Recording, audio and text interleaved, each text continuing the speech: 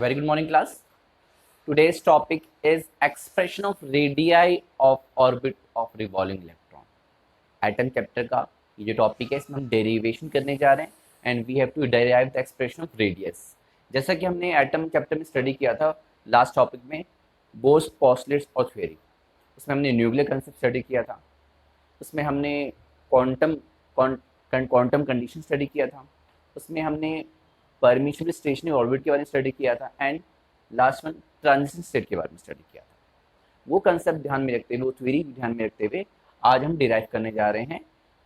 Nucleus के around ये जो इलेक्ट्रॉन रिवॉल्व कर रहा है इस ऑर्बिट में, इस परमिशिबल ऑर्बिट में, स्टेशनरी ऑर्बिट में, यहाँ पे इसका रेडियाई आर क्या होगा जो इलेक्ट्रॉन रिवॉल्व कर रहा है around the nucleus, r find करना है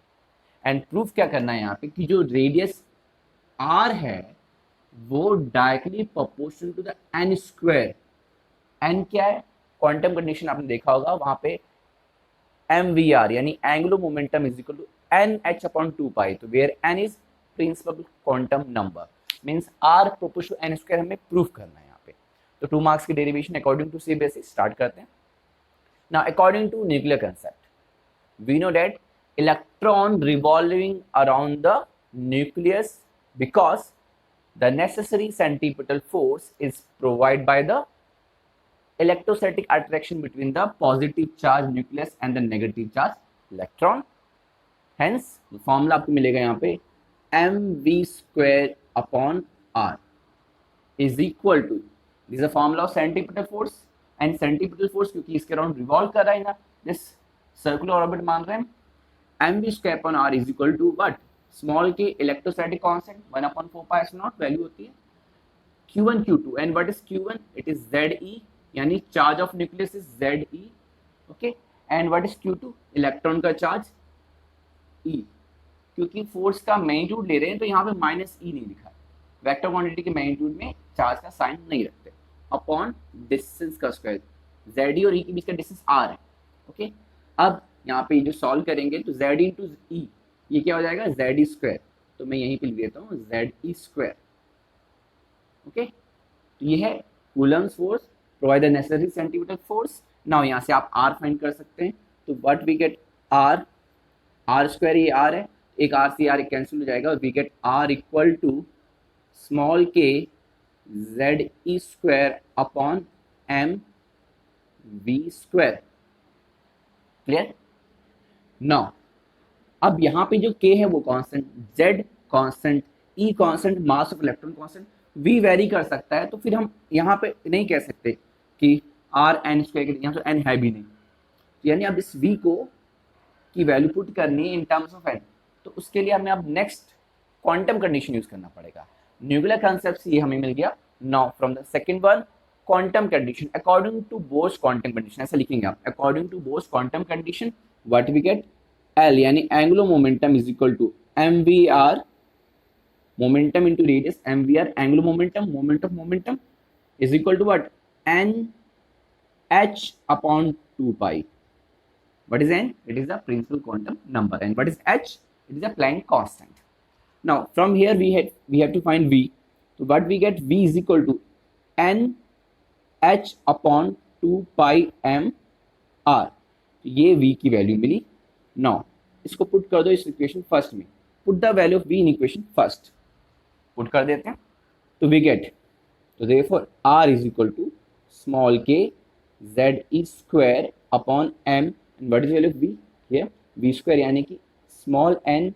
H/2πmR का होल स्क्वायर। अब यहाँ से हमें इसको सिंप्लीफाई करके R फाइंड करना है, तो अब आपको ये थोड़ा स्टेप खुद कैलकुलेट करना पड़ेगा। तो देखो आप यहाँ पे क्या आएगा, तो यहाँ पे आएगा next step R equal to, इसको सॉल्व कर लेते हैं पहले, के Ze स्क्वायर, ये m, चलो पहले इसको सॉल्व कर लेते हैं, m इंटू स्क्वायर करना पड़ेगा, तो ये n स्क्वायर h स्क्वायर और ये 2π का यहाँ पे नीचे तो ऊपर चला जाएगा, चलो ऊपर लिख देते हैं, यहाँ पे 4π स्क्वायर हो गया, 2π का whole square 4π square, m square r square, एक m से ये m से एक पावर कैंसिल हो गया, और नाउ यहाँ एक आर है, यहाँ पे आर स्क्वायर है, तो अब आर आपको मिलेगा क्या, ये एक आर ये कैंसिल हुआ, तो we get r equal to, अब ये आर फाइंड करना है, r equal to n square h square upon k z e square 4 pi square m. यानी कि आप देख सकते हो यहाँ पे एन स्क्वायर को छोड़ के बाकी सारे टर्म कांस्टेंट है, this implies r proportional to n square, या इस पूरे टर्म कांस्टेंट को कुछ कांस्टेंट k1 मान लेते हैं, r equal to constant k1 n square, ये एच स्क्वायर, ये k z square 4 pi square m, ये पूरा कांस्टेंट टर्म k1 मान लेते हैं। तो यहाँ प्रूव हो गया r proportional to n square. तो ये डेरिवेशन कंप्लीट हो गई। अब इसी से ही रिलेटेड नेक्स्ट डेरिवेशन है, जैसे रेडियाई है तो रेडिया की जगह हम स्पीड फाइंड कर सकते हैं, वी के लिए एक्सप्रेशन, तो वी के लिए फाइंड करते हैं, तो आर हमने फाइंड कर लिया, तो r proportional to n square find कर लिया ना। अब वी एन पे डिपेंड करता है, यानी जब ये घूम रहा है तो इसकी स्पीड वी भी एन पे डिपेंड करती है, वो फाइंड करते हैं। अच्छा, यहाँ से एक और कंसेप्ट है कि r proportional to n square, यानी ये एन स्क्वायर 1 के लिए आर ये है, तो एन स्क्वायर 2 के लिए क्या होगा, उस बेसिस पे यहाँ से फॉर्मूला मिलेगा R1 upon R2 is equal to N1 upon N2 का यस स्क्वायर, क्योंकि R proportional to n square है, K1 कांस्टेंट टर्म रिमूव हो जाएगा फ्रैक्शन में, ये फॉर्मूला आपको यूज करना पड़ेगा। यानी फर्स्ट रेडियाई फिर सेकेंड रेडियाई की जो रेशियो होगी वो 1:4 होगी, क्योंकि ये स्क्वायर की वजह से 1 रखेंगे 2 रखेंगे, तो यहाँ 1/2 का स्क्वायर 1/4 हो जाएगा ना। अब v फाइंड करना है, और हम ये देखते हैं कि v की वैल्यू n के टर्म में क्या आती है, तो यहाँ पे r की वैल्यू पुट कर देते हैं, r की value constant times of n square, तो जब पुट करेंगे r की वैल्यू है for the v, since v is equal to this one, put r is equal to constant k1 times of n square, तो therefore but we get v is equal to n h upon 2 pi m constant capital K1 n square, तो ये h constant 2 pi m constant और K1 तो already constant, इस n से n cancel हो जाएगा, we get v is equal to h upon 2 pi m K1, this is h और ये n से n कैंसिल, तो एक n बचेगा, इसका मतलब ये पूरा टर्म कांस्टेंट, इस पूरे कांस्टेंट को क्या ले लेंगे, K2 ले लेंगे, यानी v is equal to K2 1 by n, यानी दिस इंप्लाइज v2 इनवर्स, यानी this is v is inverse to n, जैसे r proportional to n square है वैसे v इनवर्स टू n होगा, और यहाँ पे हमें स्पीड की रेशियो आ जाएगी, यानी फर्स्ट ऑर्बिट में जो इलेक्ट्रॉन रिवॉल्व कर रहा है टू द सेकेंड ऑर्बिट में रेशियो आपकी यहाँ हो जाएगी n2/n1, यानी कि जैसे जैसे इलेक्ट्रॉन से दूर जाएगा उसकी speed revolving around the nucleus वो कम होती जाएगी। क्लियर, ये फॉर्मूला। अब एक और फॉर्मूला है, रेडियाई आ गया, स्पीड आ गया, तो जब रिवॉल्व कर रहा है तो टाइम पीरियड होगा, तो टाइम पीरियड कैसे फाइंड करेंगे, तो टाइम पीरियड का formula t is equal to 2 pi r circumference upon speed. अब यहाँ वैल्यू पुट करते हैं, t is equal to 2 pi r upon v, तो 2 पाई r की वैल्यू रख देते हैं क्या, constant times of n square, यानी K1 n square, and what is v, K2 by n, K2 by n,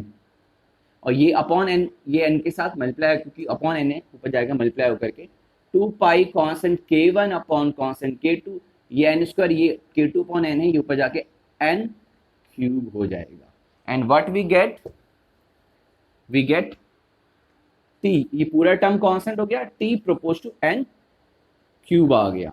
यानी टाइम पीरियड का formula T1/T2, अगर कंपेयर करें टू डिफरेंट ऑर्बिट के इलेक्ट्रॉन्स के टाइम पीरियड की, N1/N2 का क्यूब होगा। तो ये है R proportional to n square, V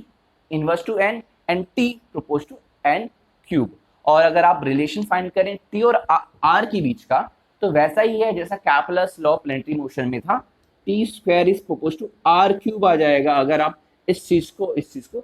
compare करके देखें तो, यानी बिल्कुल वैसा ही है जैसे प्लेनेटरी मोशन था, यानी जैसे सन के अराउंड